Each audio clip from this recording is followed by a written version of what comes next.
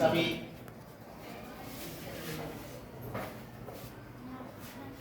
आज अपना स्वतंत्र पठन कालांश है 23 सितंबर कहानी सुनाना। और कहानी के बाद में फिर हमको उसके प्रश्नोत्तर पूछने, कहानी से हमें क्या शिक्षा मिलती है, ये सारी बातों पर विचार होगा। मैं एक कहानी सुना रहा हूँ आपको। एक बार एक राजा था और उस राजा के मंत्री आपस में, सबके विचार अलग अलग होते हैं, तो आपस में उनमें, अब इधर ही रखना बेटा, ठीक है, उधर ही, आपस में उनमें ये विचार हो गया। एक तो कहने लग गया व्यवसाय बहुत अच्छा होता है, और दूसरा कह रहा था व्यवसाय नहीं, बुद्धि बहुत श्रेष्ठ होती है। इस प्रकार से बहस होने लगी, उनकी ज्यादा बहस होने लगी, तो आपस में लड़ने लगे और उनकी बातें राजा तक गई, राजा तक उनकी बातें पहुंच गई। राजा ने उनको बुलाया और बुलाकर उन दोनों की बातें सुनी। पहले ने कहा कि मैं कह रहा हूं कि जितनी कमाई हम बिजनेस में कर सकते हैं उतनी बुद्धि से नहीं कर सकते। जबकि वो बुद्धि वाला है, जो बुद्धि को श्रेष्ठ बता रहा था, वो कह रहा था कि बुद्धि से हम ज्यादा कमा सकते हैं। उसने कहा कि हम बुद्धि से ज्यादा कमा सकते हैं।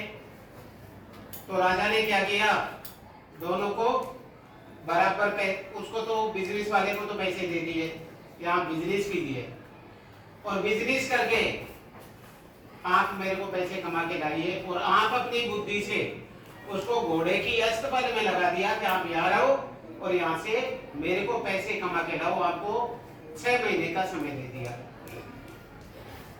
अब 6 महीने में बिजनेस वाला तो गया, उसने 10 दुकानें खोली और उन पर 10 लोगों को बैठा दिया, उनको रात दिन दुकान पे जाता, घर आता, विचार करता।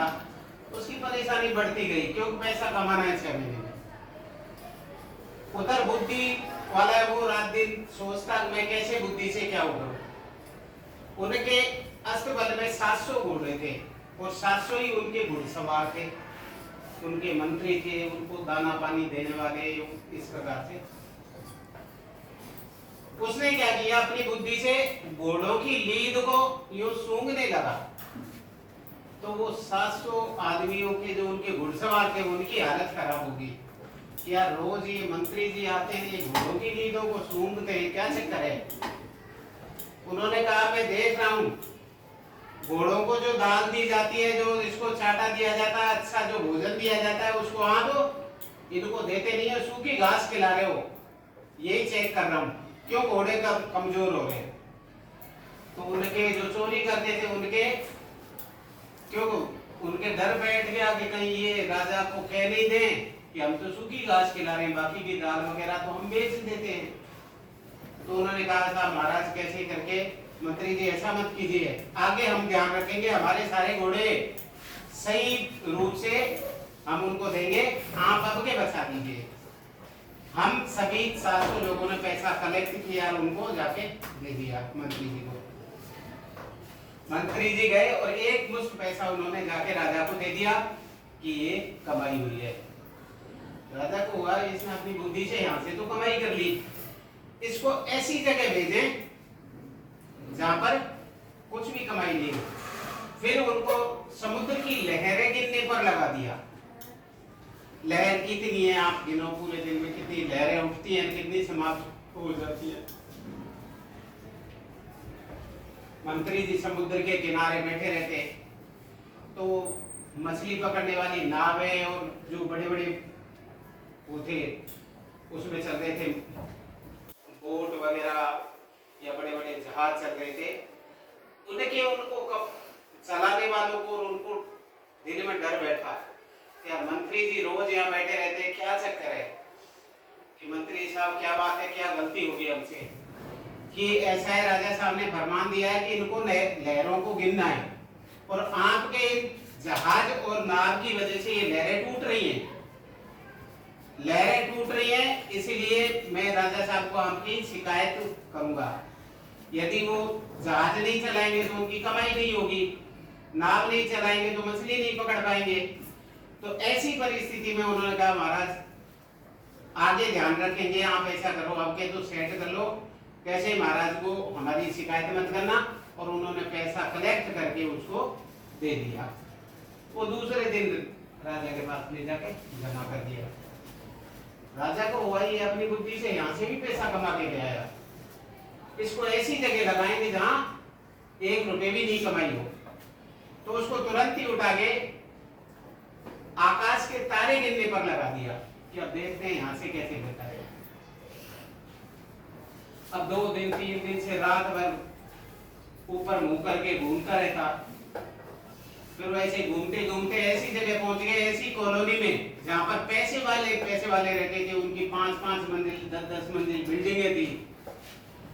अब रात में मंत्री जी को ऊपर मुंह करते हुए देखने पर उनके पेट में पानी हो गया, गड़बड़ हो गई कि यार कुछ न कुछ चक्कर है, मंत्री जी तो रात को चक्कर काटते हैं।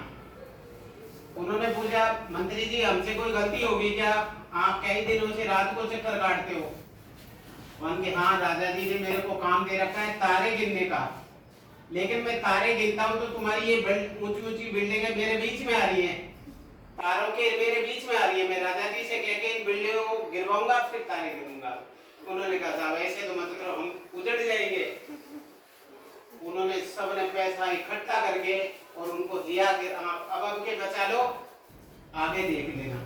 वो सारा पैसा दे जाके उन्होंने राजा को दिया। ऐसे में 6 महीने हो गए। उधर से उस व्यापारी को भी बुलाया कि आपने कितनी कमाई कर ली, तब उसकी उतनी कमाई नहीं हो पाई। क्यों 6 महीने में तो बिजनेस जमता ही है, ग्राहक आते हैं, खर्चा होता है। शुरुआत के साल 6 महीने में तो बिजनेस को जमाने में ही समय लग जाता है। उसने अपनी बुद्धि से बहुत सारा पैसा कमा दिया। तब राजा को और उस मंत्री को भी पता चल गया कि बुद्धि से पैसा अधिक हो सकता है। इससे हम बुद्धि कब आती है? बुद्धि अपने आप ही आ जाती है क्या? नहीं, कुछ पढ़ाई करने से ही आती है। इसलिए हमें विद्या प्राप्त करनी चाहिए। अपने विषय में अपनी कक्षा में आपको अधिक से अधिक पढ़ाई करें। इनको ऐसे कंप्लीट याद कर लें कि तुमको आगे से भी दिक्कत ही नहीं आए। तो आप क्या करें? ज्यादा पढ़ाई करें, जिससे आपका जीवन अच्छी बुद्धि होगी। तो चाहे वैसे पैसे कमाएं, चाहे पढ़ाई करके आगे किसी भी लाइन में जाओगे तो आप अच्छे स्थान पर पहुंच पाओगे। तो हमको ये अपने आज की कहानी पूरी हुई। इससे हमें क्या शिक्षा मिली? बुद्धि श्रेष्ठ होती है और बुद्धि को बढ़ाने के लिए आपको पढ़ना चाहिए और पढ़ना पड़ेगा। चाहिए नहीं, पड़ेगा। आपको आगे आने वाले समय में देखो, पहले कम कठिनाइयां थी, अब सुविधाएं बढ़ी है तो ज्यादा कठिनाइयां बढ़ती जा रही है। पैसा कमाने में और दिक्कत आ रही है। आप अच्छी बुद्धि प्राप्त करोगे, अच्छी विद्या प्राप्त करोगे तो अच्छी बुद्धि मिलेगी। अच्छी बुद्धि से आप चाहे बिजनेस में जाना, चाहे कहीं भी खड़े रहना, आपको अच्छा उसका मुनाफा मिलेगा। अच्छा उसको अच्छी नौकरी पर जाओगे, अच्छे लोगों में आपका सम्मान होगा, बुद्धि से आपका बहुत अच्छा रेस्पेक्ट होगा। ये आज का अपना स्वतंत्र पठन कालांश 23 सितंबर को जो आज कहानी के रूप में मैंने सुनाया, वो आपने इससे कोई शिक्षा मिली? क्या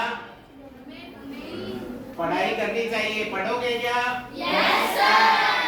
थैंक यू। चलो ताली बजाओ एक बार।